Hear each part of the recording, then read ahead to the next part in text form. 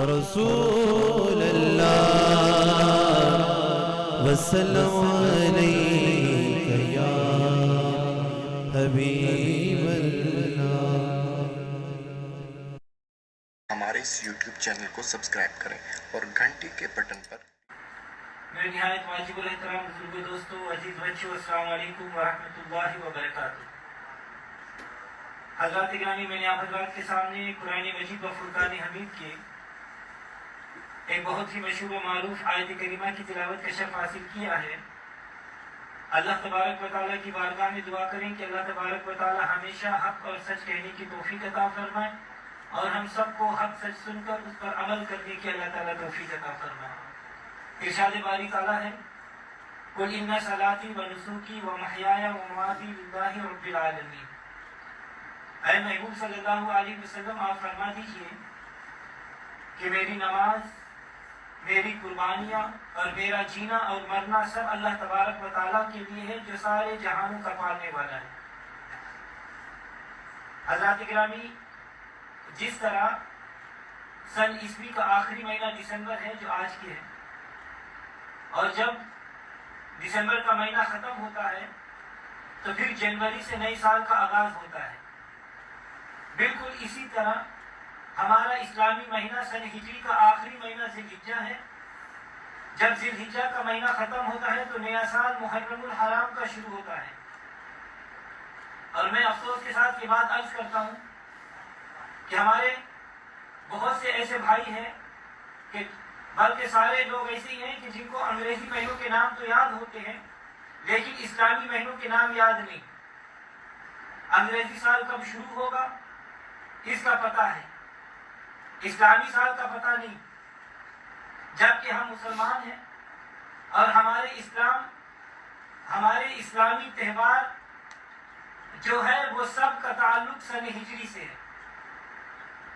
آپ دیکھیں کہ ہم نے روزہ رکھنا ہو تو انگریزی مہینے کے حساب سے روزہ نہیں رکھتے، رات کو چاند دکھائی دے گا تو صبح روزہ ہوگا، رات کو چاند دکھائی دے گا تو صبح عید ہوگی، چاند دکھائی دے گا تو اسلامی مہینے کا آغاز ہوگا۔ ہماری شب برات، ہماری شب معراج، ہمارے بزرگان دین کے عرس، ان سب کا تعلق اسلامی مہینوں سے ہے۔ تو ہم مسلمان ہیں اور ایک مسلمان کو اپنے مذہب کے بارے میں معلومات ہونی چاہیے۔ اور دوسری بات یہ کہ عیسائیوں کا سال جب شروع ہوتا ہے تو وہ اپنے مذہب کے حساب سے، اپنے کلچر کے حساب سے اس نئے سال کا آغاز اور استقبال کرتے ہیں۔ ان کا مذہب، ان کا کلچر ان کو یہ سکھاتا ہے وہ اپنے سال کا آغاز کس انداز سے کرتے ہیں۔ جب نیا سال شروع ہوتا ہے تو بڑے بڑے ہوٹل عیاشی فحاشی کے اڈے بن جاتے ہیں، شرابیں پی جاتی ہے، بدکاریاں ہوتی ہے۔ وہ اپنے سال کا آغاز اس انداز سے کرتے ہیں، اور مجھے اس کا اتنا زیادہ دکھ اور افسوس ہوتا ہے کہ ہمارے مسلمان بھائی ان میں شانہ بشانہ شریک ہوتے ہیں۔ جی ہیپی نیو ایئر ہے، سال کا آغاز ہو رہا ہے، نئے سال کا استقبال کیا جا رہا ہے۔ ایسے ہیپی نیو ایئر کے نام پر فیشنیں بنائی جاتی ہے، شراب پی جاتی ہے۔ یہ ان کا کلچر ہے اور ان کا کلچر ان کو یہ اجازت دیتا ہے۔ تو اب سوال یہ ہے کہ اس صورتحال میں اس عیسوی سال کے آمد پر شریعت کے دائرے میں رہ کر خوشی منانا یہ جائز ہے کہ اللہ تبارک و تعالیٰ نے نئے سال کا آغاز دیکھنا نصیب فرمایا، اس لیے کہ ہر سانس میں، ہر گھڑی میں اللہ کی عطا کردہ نعمت ہے۔ لیکن اگر ہم خوشی منائیں گے تو شریعت کے دائرے میں رہ کر، حدود کے دائرے میں رہ کر۔ ہمارے سال کا آغاز کس طرح ہوتا ہے، ہمارے سال کی ابتدا کیا ہے اور ہمارے سال کی انتہا کیا ہے، ہمارا مذہب ہمیں کیا سکھا رہا ہے، ہمارا اسلام ہمیں کیا سکھا رہا ہے۔ محرم الحرام جب آتا ہے تو حضرت فاروق اعظم رضی اللہ تعالیٰ عنہ کی شہادت نظر سامنے آ جاتی ہے۔ محرم شریف کا مہینہ آتا ہے تو میدان کربلا ہماری آنکھوں کے سامنے ہوتا ہے۔ سیدنا امام حسین رضی اللہ تعالیٰ عنہ اور ان کے خاندان کے چشم و چراغ اسلام کی سر بلندی کے لیے ان کی قربانیاں پیش نظر ہوتی ہے۔ اور جب ہمارا سال ختم ہوتا ہے تو 10 ذی الحجہ مینا کا میدان ہے. حضرت اسماعیل علیہ السلام تسلیم و رضا کے پیکر اپنے سر کو جھکائے ہوئے پیشانی کے بل لیٹ جاتے ہیں اور ان کے والد ماجد حضرت سیدنا ابراہیم علیہ السلام نے ان کے گردن پر چھری چلا دی تھی. اور 18 ذی الحجہ حضرت عثمان غنی رضی اللہ تعالیٰ عنہ کی شہادت کا دن ہے. یعنی ہمیں اسلام یہ بتا رہا ہے کہ اے بندے اگر اسلام میں داخل ہونے لگا ہے تو اس کو پھولوں کی سیج مت سمجھنا, اس کو عیش اور عزت مت سمجھنا. تو اگر اسلام میں داخل ہونا چاہتا ہے تو پہلے سے ہی یہ ذہن بنا لے کہ اس کی ابتدا بھی قربانی ہے اور اس کی انتہا بھی قربانی ہے, اس کا آغاز بھی قربانی ہے, اس کا انجام بھی قربانی ہے. اور اللہ تعالیٰ قرآن پاک میں ارشاد فرماتا ہے کہ کیا اس گمان میں ہو کہ جنت میں چلے جائیں گے اور ابھی تم پر عقلوں کی سی آزمائش نہیں آئی. انہیں سختی اور شدت اور ہلا ڈالے گئے یہاں تک کہ وہ پکار اٹھے رسول اور اس کے ساتھ جو ایمان والے تھے کہ کب آئے گی اللہ کی مدد. تو سن لو اللہ کی مدد قریب ہے. تو اللہ تعالیٰ نے ارشاد فرمایا کیا تم نے یہ گمان کر لیا کہ جنت ایسے ہی مل جائے گی جبکہ تم کسی آزمائش میں نہیں ڈالے گئے. فرمایا یاد رکھو جنت کے طلبگار جنت کے متلاشی ایسے آزمائشوں سے گزارے جاتے ہیں, ایسی کڑی آزمائشوں میں مبتلا کیے جاتے ہیں. اور بعض ایسے مقامات جہاں پر اللہ کے نبی اور ایمان والے اللہ تعالیٰ سے عرض کرتے ہیں متی نصر اللہ, یا اللہ ہماری مدد فرمائیے. ہمارے حضرات گرامی اسلام میں اگر داخل ہونا ہے تو اس کی ابتدا بھی قربانی ہے اور اس کی انتہا بھی قربانی ہے. اور کبھی آپ نے یہ غور کیا کہ ہماری ہر صبح کا آغاز قربانی سے شروع ہوتا ہے, ہمارے دن کا آغاز بھی قربانی سے ہوتا ہے. کہ ایک بندہ گرم بستر پر سو رہا ہو, بڑی میٹھی نیند سو رہا ہو, آواز آتی ہے حی علی الصلاۃ, آؤ نماز کے لیے, الصلاۃ خیر من النوم, کہ نماز نیند سے بہتر ہے. آپ ایمانداری سے بتاؤ کہ اس وقت اٹھنا اور پھر وضو کرنا پھر نماز پڑھنا کیا یہ قربانی نہیں ہے؟ حضرات گرامی نماز ظہر کا وقت ہے, ہر آدمی اپنے کام میں مصروف ہے, ہر کوئی مصروف ہے, اور اس وقت آواز آتی ہے حی علی الصلاۃ حی علی الفلاح, آؤ نماز کے لیے, تمہاری فلاح اسی میں ہے. تو اس وقت کام کو چھوڑ دینا, وقت نکال کر نماز ظہر ادا کرنا کیا یہ قربانی نہیں ہے؟ یہ بھی قربانی ہے. عصر کی نماز کا وقت ہے, کوئی کھانا پکانے میں مصروف ہے, کوئی کسی کاروباروں چکر میں مصروف ہے, بھاگ دوڑ ہے, زندگی بڑی مصروف ہے. اس وقت بھی آواز آتی ہے حی علی الصلاۃ حی علی الفلاح, آؤ نماز کے لیے, تمہاری فلاح اسی میں ہے, تمہاری بھلائی اسی میں ہے. تو اس وقت ساری مصروفیات کو چھوڑ کر نماز پڑھنا کیا یہ قربانی نہیں ہے؟ مغرب کا وقت ہے, کھانے پینے کا وقت آ گیا, آواز آتی ہے حی علی الصلاۃ, سب کچھ چھوڑ کر نماز پڑھنا تو یہ قربانی نہیں ہے؟ دوستوں میں بیٹھا ہوا ہے, رشتہ داروں میں بیٹھا ہوا ہے, بیوی بچوں میں بیٹھا ہوا ہے, نیند کا غلبہ ہے, دن بھر کا تھکا مندہ ہے, پھر آواز آ جاتی ہے حی علی الصلاۃ, آ جاؤ نماز کے لیے, حی علی الفلاح, اسی میں تمہاری فلاح ہے. تو اس نے آپ بتائیں کہ اس نیند کو چھوڑ کر اپنے دوستوں رشتہ داروں کو چھوڑ کر نماز پڑھنا کیا خیال ہے؟ یہ قربانی نہیں ہے؟ یہ بھی ایک قربانی ہے. پھر دیکھیے پھر ماں سے بندے کو بڑا پیار ہوتا ہے, محنت کر کے پیسہ کمایا ہے, خون پسینہ ایک کر کے پیسہ کمایا ہے, اب ان پیسوں کو اکٹھا کر کے رکھا ہے. اللہ تعالیٰ فرماتا ہے کہ اب زکات دو, ایسی جگہ خرچ کرو جہاں سے تمہیں بظاہر کوئی ریٹرن نہیں آ رہا, واپسی نظر نہیں آ رہی. کہاں خرچ کرو؟ غریب کو دے رہا ہے, فقیروں کو دے رہا ہے, رشتہ داروں میں تقسیم کر رہا ہے, مال خرچ کر رہا ہے. مال اس نے خون پسینہ ایک ایک کر کے کمایا, وہ دیے جا رہا ہے. تو کیا خیال ہے یہ بھی قربانی ہے یا نہیں؟ یہ بھی ایک قربانی ہے, مال کی قربانی ہے. اور پھر اللہ تعالیٰ فرماتا ہے یا ایھا الذین آمنوا کتب علیکم الصیام, اے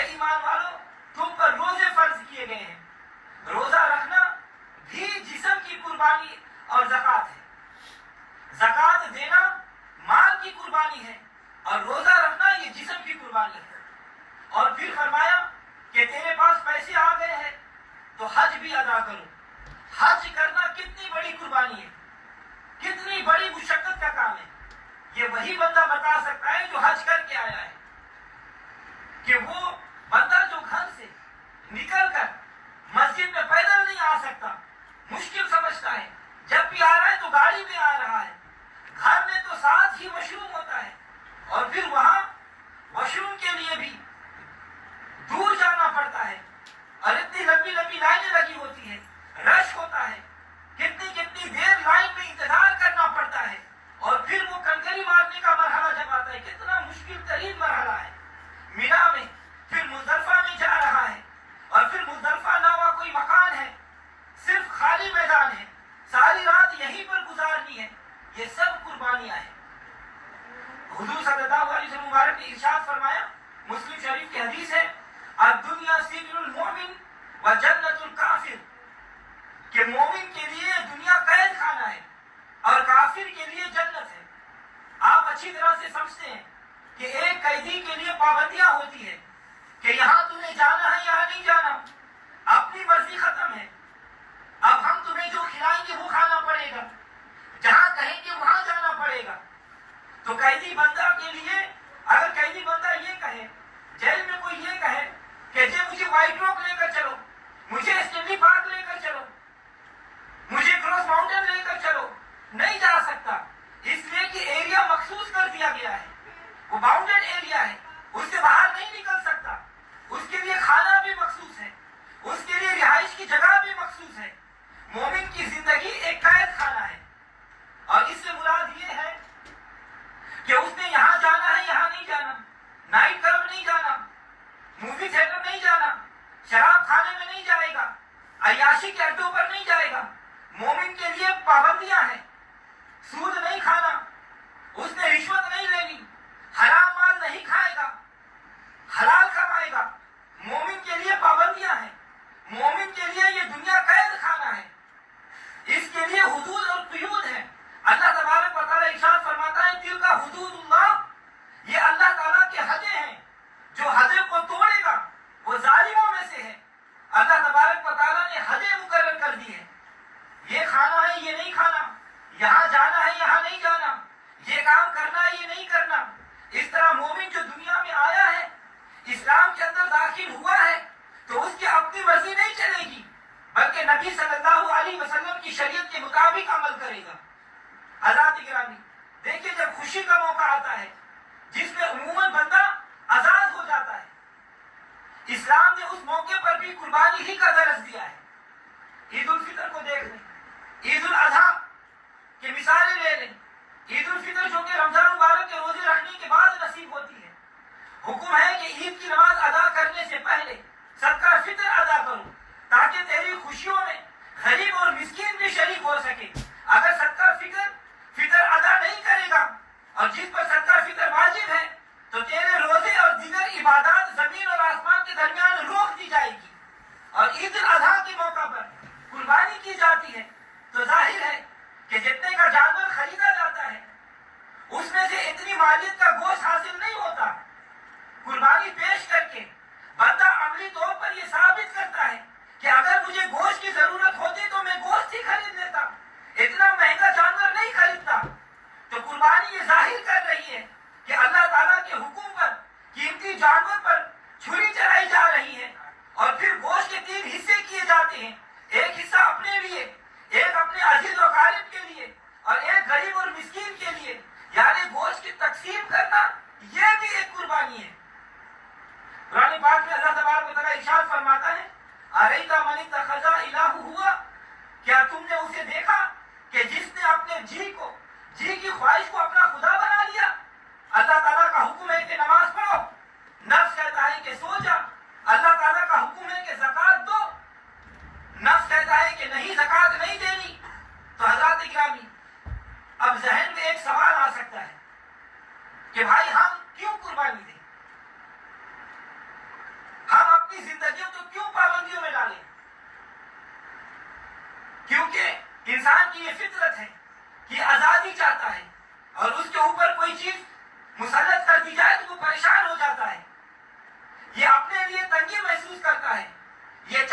کہ میرے اوپر کوئی پابندی نہ ہو، جو چاہے کھاؤں، جو جی چاہے پیوں، جہاں جی چاہے جاؤں، جہاں جی چاہے نہ جاؤں۔ تو حضرات اکرام اس کا جواب تو یہ ہے کہ بحیثیت مسلمان ہم نے اس دنیا میں کچھ وقت گزارنا ہے، کسی کو 10-20 سال، 50-60 سال یا زیادہ سے زیادہ 100 سال، بہرحال اس میں اپنا کچھ وقت گزارنا ہے۔ اگر اپنا وقت اپنی مرضی سے گزارے گا تو معاشرے میں امن قائم نہیں رہ سکتا، جس کی لاٹھی اس کی بھینس والا معاملہ بن جائے گا۔ اگر یہ چلاؤ گے تو لڑائی فساد کا دور ختم نہیں ہوگا۔ آپ دیکھیں حضور صلی اللہ علیہ وسلم کی تشریف آوری سے پہلے معاشرے کی کیا حالت تھی۔ ارے بچوں کو زندہ دفن کر دیا جاتا تھا، کسی کی آنکھ میں ایک آنسو تک نہیں آتا تھا، اس قدر دل سخت ہو چکے تھے۔ ان کا کاروبار قافلوں کو لوٹنا، جائیدادوں پر قبضہ کرنا، ظلم و ستم کرنا، امانت میں خیانت کرنا، یہ ان کا وتیرہ بنا ہوا تھا۔ ہر طرف بے چینی، بے سکونی تھی، کسی کی عزت محفوظ نہیں تھی۔ یہ سکون اسی صورت میں مل سکتا ہے جب ہم اپنی زندگی ایک طریقہ کے مطابق بسر کریں گے، اپنے آپ کو حدود و قیود کے پابند بنائیں گے، تبھی ہماری زندگی سکون سے گزر سکتی ہے۔ تو حضرات اکرامی، ان حدود و قیود کا مطلب یہ ہے کہ جو اللہ تعالیٰ کی مقرر کردہ حدیں ہیں اس کے مطابق زندگی بسر کریں، اور دوسرا یہ کہ ان حدود کو برقرار رکھیں گے تبھی ہماری زندگی پرسکون سے گزرے گی۔ ہم ان مشقتوں کو برداشت کریں گے، ان حدود و قیود کی پاسداری کریں گے تو اللہ تبارک و تعالیٰ آخرت میں اس کے بدلے میں جنت عطا فرمائے گا۔ حضور صلی اللہ علیہ وسلم نے ارشاد فرمایا کہ اللہ تعالیٰ کی شان نہیں کہ کسی پر 2 خوف اکٹھے فرما دے، اور یہ بھی اللہ تبارک و تعالیٰ کی شان نہیں کہ کسی پر 2 امن جمع فرما دے۔ اس کا مطلب یہ ہے کہ جو دنیا کے اندر بے خوف ہے، نہ اللہ تعالیٰ سے ڈرتا ہے، نہ اس کے رسول صلی اللہ علیہ وسلم سے ڈرتا ہے، وہ مزے کی زندگی بسر کر رہا ہے، جہاں جی چاہتا ہے جا رہا ہے، جو دل میں آتا ہے کھا رہا ہے، جو چاہتا ہے کر رہا ہے، وہ اپنے آپ کو حدود و قیود سے باہر رکھتا ہے۔ فرمایا وہ بندہ جو دنیا کے اندر اپنے دل میں خوف نہیں رکھتا تھا، اب قیامت کے روز بھی اسے بے خوف رکھا جائے گا، ایسا نہیں ہوگا، بلکہ قیامت کے روز اس کو خوف میں مبتلا کیا جائے گا۔ اور وہ بندہ جو اس دنیا میں آیا ہے، اللہ تعالیٰ سے ڈرتا ہے اور اس کے رسول صلی اللہ علیہ وسلم کی حیا کرتا ہے، رب تعالیٰ سے ڈرے گا تو نمازوں میں سستی نہیں کرے گا، رب تعالیٰ سے ڈرے گا تو کسی کے اوپر ظلم اور ستم نہیں کرے گا، رب تعالیٰ سے ڈرے گا تو کسی کا مال ہڑپ نہیں کرے گا، رب تعالیٰ سے ڈرے گا تو سود نہیں کھائے گا، رب تعالیٰ سے ڈرے گا رشوت نہیں لے گا، رب تعالیٰ سے ڈرے گا تو چوری نہیں کرے گا، رب تعالیٰ سے ڈرے گا تو زنا نہیں کرے گا۔ جس کے دل میں خوف خدا ہوگا وہ سنبھل کر قدم اٹھائے گا اور سوچے گا کہ کہیں میرے اٹھنے والے قدم سے کہیں میرے اللہ تعالیٰ کے حبیب صلی اللہ علیہ وسلم ناراض تو نہ ہو جائے، کہیں میرے رب تعالیٰ مجھ سے ناراض تو نہ ہو جائے۔ اور فرمایا کہ جو بندہ اپنے دل میں خوف خدا رکھتا ہے تو اس کی راتیں بھی جاگ کر گزرتی ہیں۔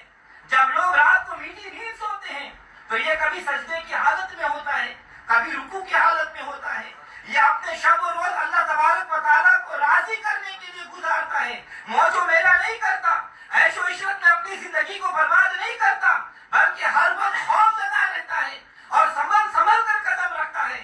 ایسا بندہ جو دنیا میں ڈرتا ہے، اب قیامت کے روز بھی اسے ڈرایا جائے گا؟ فرمایا ایسا نہیں ہوگا، بلکہ حکم ہوگا کہ آج تم پر کوئی خوف نہیں، تم پر کوئی ڈر نہیں، جا مسکراتا ہوا جنت میں چلا جا۔ تو حضرات اکرامی، آئیے اس مسئلے میں 1-2 مثالیں دیتا ہوں، انشاءاللہ آپ کو سمجھ میں آئے گا۔ پہلی مثال تو یہ ہے کہ ہم یہ حدود قیود کیوں برداشت کریں، ہم یہ قربانیاں کیوں دیں۔ جیسے میں نے ابتدا میں بتایا کہ ہمارا اسلام جس کی ابتدا بھی قربانی ہے، جس کی انتہا بھی قربانی ہے۔ اس کا جواب یہ ہے کہ آپ نرسری جاتے ہیں، وہاں سے ایک پودا لیا اور پودا لا کر اپنے گھر میں لگا دیا، اب اس کو پانی بھی نہیں دے رہا، دیکھ بھال بھی نہیں کر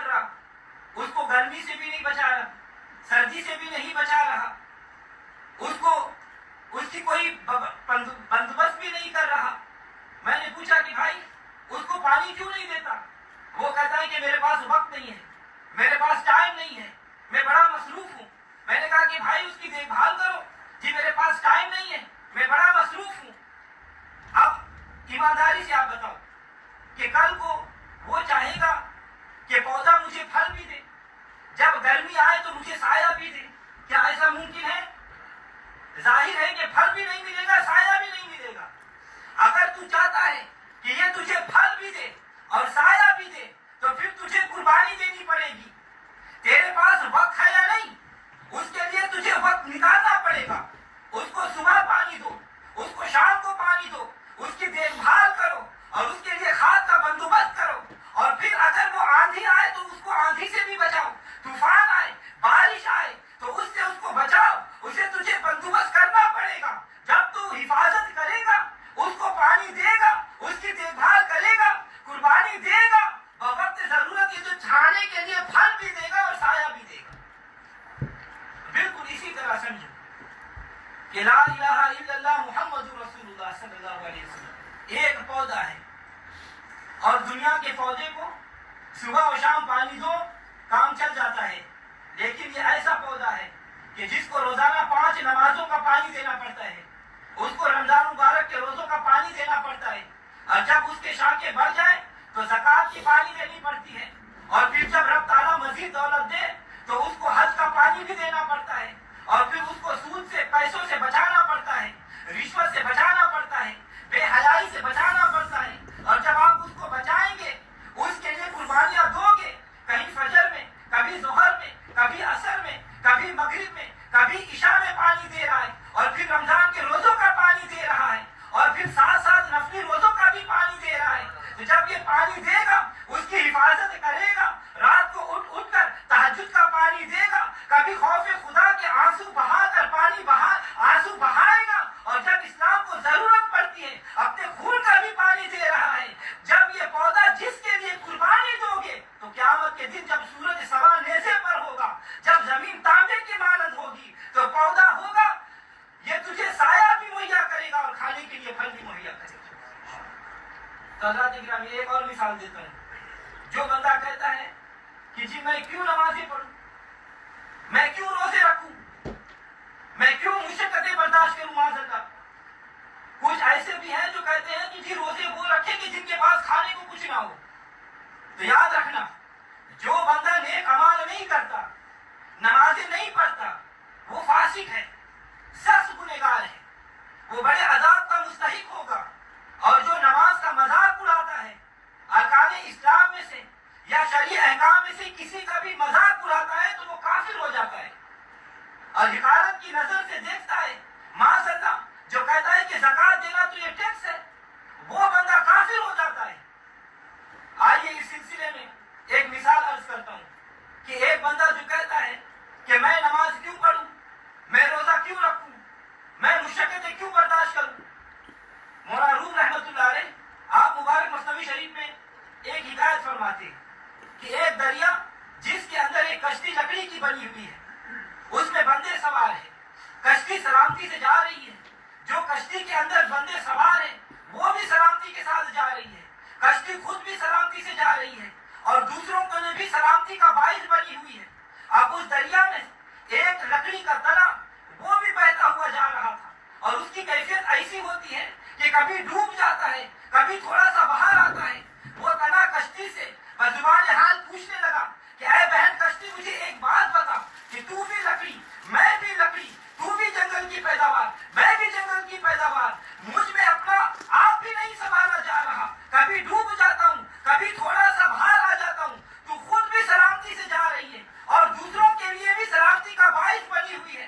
وہ کشتی زبان حال سے جواب دیتی ہے کہ اے تنے, اس میں کوئی شک نہیں کہ تو بھی لکڑی, میں بھی لکڑی, میں بھی جنگل کی پیداوار, تو بھی جنگل کی پیداوار, لیکن آج جو تو مجھے جس مقام پر دیکھ رہا ہے, میں اس مقام پر پہنچنے کے لیے بڑی بڑی تکلیفیں برداشت کی. پہلے مجھے ایک درخت سے کاٹ دیا گیا, میں نے یہ تکلیف برداشت کی, اور پھر میرے اوپر کے چھلکے اتار دیے گئے, میں نے وہ تکلیف بھی برداشت کی, پھر مجھے میدان میں ڈال دیا گیا, میں نے گرمی بھی صحیح, سردی بھی برداشت کی, طوفان, بارش, آندھی آئی, یہ سب چیز میں نے برداشت کی. جب میں سوکھ گئی تو پھر میرے سینے کے اوپر آرا چلا دیا گیا, یہ تکلیف بھی میں نے برداشت کی, اور پھر میرے اوپر سے راندہ چلا گیا, میں نے یہ تکلیف برداشت کی, پھر میرے اندر کیڑے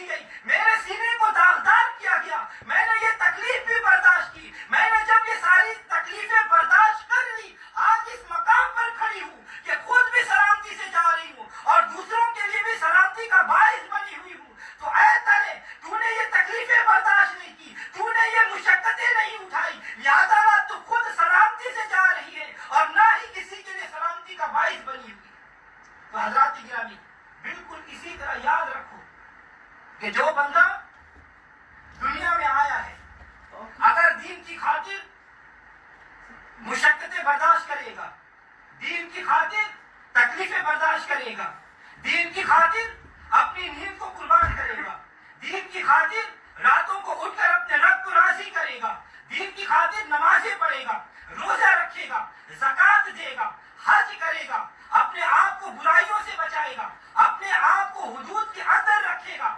جس طرح ایک قیدی کی زندگی ہوتی ہے، مومن کی زندگی بھی ایک قید خانہ ہے. اپنے آپ کو قید خانے میں سمجھے گا.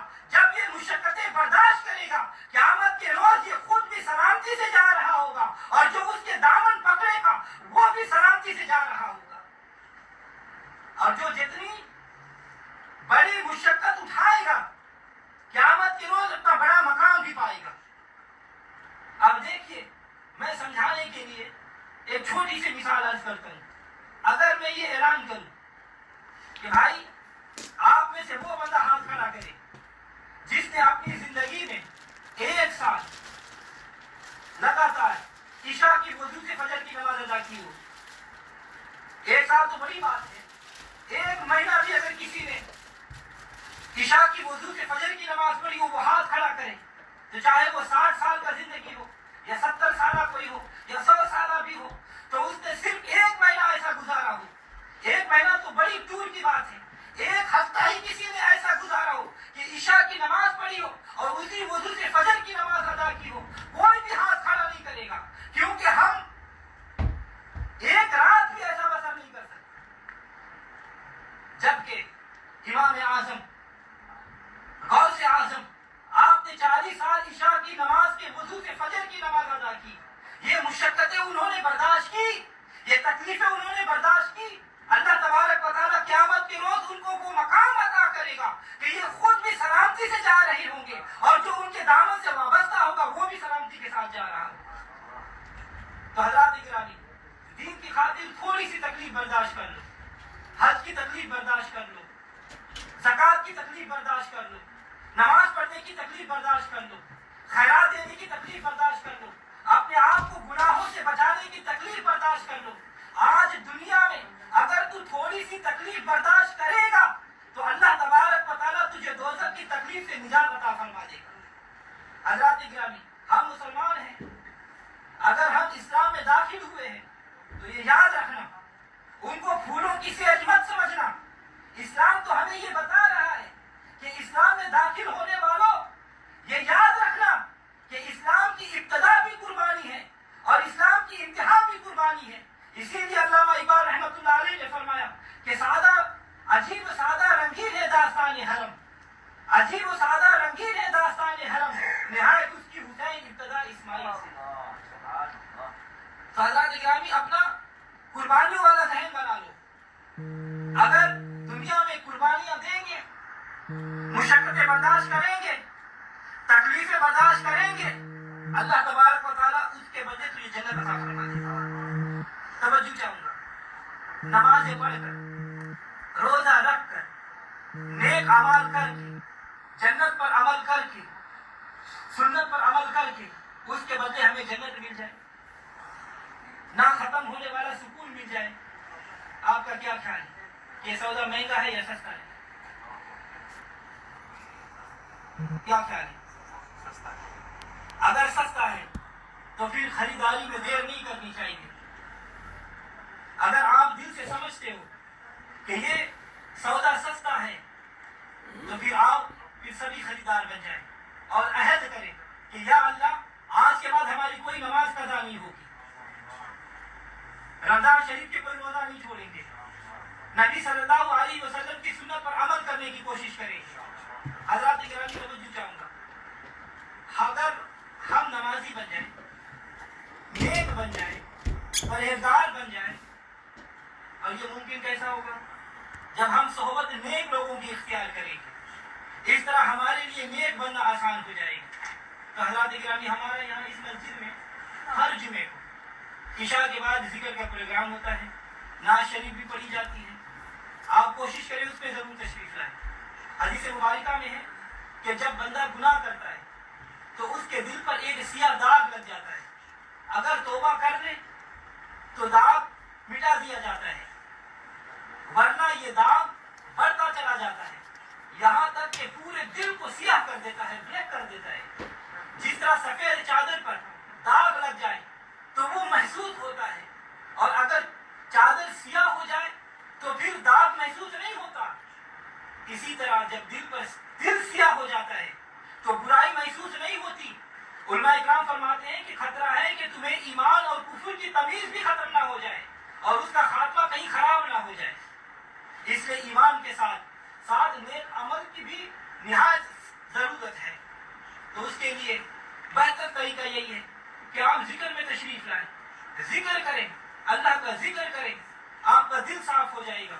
حضرات گرامی، اگر کپڑے کو غلاظت لگ جائے یا گندا ہو جائے تو ہم میں سے کوئی بھی اسے اچھے کپڑوں کے ساتھ رکھنا پسند نہیں کرتا۔ اسی طرح جنت بھی پاک لوگوں کی جگہ ہے۔ جو گناہوں کی غلاظت میں لجڑے ہوئے ہیں وہ کس طرح پاک لوگوں کے ساتھ شامل ہو سکتے ہیں؟ قرآن مجید میں اللہ تبارک و تعالیٰ ارشاد فرماتا ہے، کیا لوگوں نے یہ گمان کر لیا ہے کہ وہ ایمان لائے اور آزمائے نہیں جائیں گے؟ حضرات گرامی، جب ہم نیک اعمال کریں گے تو آزمائش بڑی آتی ہے۔ کامیاب وہی ہوتا ہے جو حق پر ثابت قدم رہتا ہے۔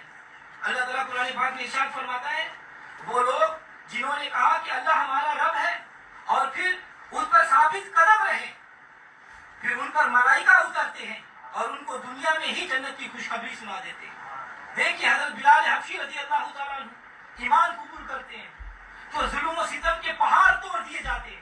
کسی نے کہا کہ اے بلال، کلمہ پڑھنا کیوں نہیں چھوڑ دیتے؟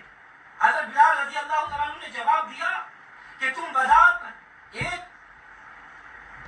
مٹی کا مٹکا خریدنے کے لیے جاتے ہو تو اس کو ٹھوک کر دیکھتے ہو کہ یہ کچا تو نہیں، میرا مالک مجھے ٹھوک بجا کر دیکھ رہا ہے، اور جب چیک کر لیا تو اس شان سے خریدا کہ جنت میں چلنے کی آواز نبی پاک صلی اللہ علیہ وسلم خود سن رہے ہیں۔ اور آج ہمارا یہ حال ہو گیا ہے کہ اگر کسی نے داڑھی رکھ لی یا سر پہ امامہ رکھ لیا یا عصا رکھ لیا یا چادر رکھ لیا یا زلفیں رکھ لی تو لوگ مذاق اڑانا شروع کر دیتے ہیں کہ یہ دیکھو تم کہاں سے مولانا بن گئے ہو۔ تو حضرات گرامی، ایسے لوگوں کی طرف دھیان نہیں دینا چاہیے۔ آپ جو بھی عمل کریں سنت پر عمل کریں، اس سے دنیا راضی ہو یا نہ ہو، ہم یہ دیکھیں کہ اللہ اور اس کے رسول ہم سے راضی ہوتا ہے یا نہیں ہوتا ہے۔ اللہ تبارک و تعالی ہم سب کو ثابت قدم عطا فرمائے۔ اللہ تبارک و تعالی ہم سب کو نیکی کرنے کی توفیق عطا فرمائے۔ اللہ تعالی ہم کو برائیوں سے بچنے والا بنائے۔ یا اللہ ہم سب کے دلوں میں اس دنیا کی محبت نکال کر آخرت کا فکر عطا فرما۔ یا اللہ ہمیں نیک بھی بنا دے، یا اللہ ہمارے گھر والوں کو بھی نیک بنا دے۔ یا اللہ ہم سب کو سختی سے اہل سنت و جماعت پر قائم اور دائم رہنے والا بنا دے۔ یا اللہ ہمارا جینا مرنا بھی اسی اہل سنت و جماعت پر قائم رہے۔ یا اللہ ہمیں 5 وقت کی نماز پڑھنے کی توفیق عطا فرما۔ یا اللہ ہم سب کے دلوں میں مال کی محبت کو دور فرما دے۔ یا اللہ ہم سب کو ایسا بنا دے جیسا تجھ کو پسند ہے۔ یا اللہ ہم کو ایسا بنا دے جیسا تیرے محبوب صلی اللہ علیہ وسلم کو پسند ہے۔ یا اللہ ہم سب کو دین کی سر بلندی کے لیے کام کرنے کی توفیق عطا فرما۔ یا اللہ جو دین کا درد انبیاء کو تو نے عطا کیا، یا اللہ جو دین کا درد صحابہ اکرام کو تو نے عطا کیا، یا اللہ اس میں سے ایک قطرہ ہمیں بھی عطا فرما دے۔ یا اللہ ہم سب کے گھروں میں خیر و برکت کا نزول فرما دے۔ یا اللہ ہمیں حلال کی روزی اتنی عطا فرما کہ حرام کی روزی کی طرف توجہ ہی نہ جائے۔ یا اللہ ہم سب کا خاتمہ ایمان پر فرما۔ یا اللہ ہم سب کی قبر کے عذاب سے بچانا، حشر کی گرمی سے بچانا۔ یا اللہ ہم سب کو حضور صلی اللہ علیہ وسلم کی شفاعت نصیب فرمانا۔ اللہم اجعل فی قلبی نورا وفی بصری نورا وفی سمعی نورا وعن یمینی نورا وعن شمالی نورا ومن خلفی نورا ومن امامی نورا واجعل لی نورا وفی عصبی نورا وفی لحمی نورا وفی دمی نورا وفی شعری نورا وفی بشری نورا وفی لسانی نورا واجعل فی نفسی نورا وأزلني نورا واجعل من فوقي نورا ومن تحتي نورا اللهم آتني نورا اللهم آتني نورا برحمتك يا أرحم الراحمين.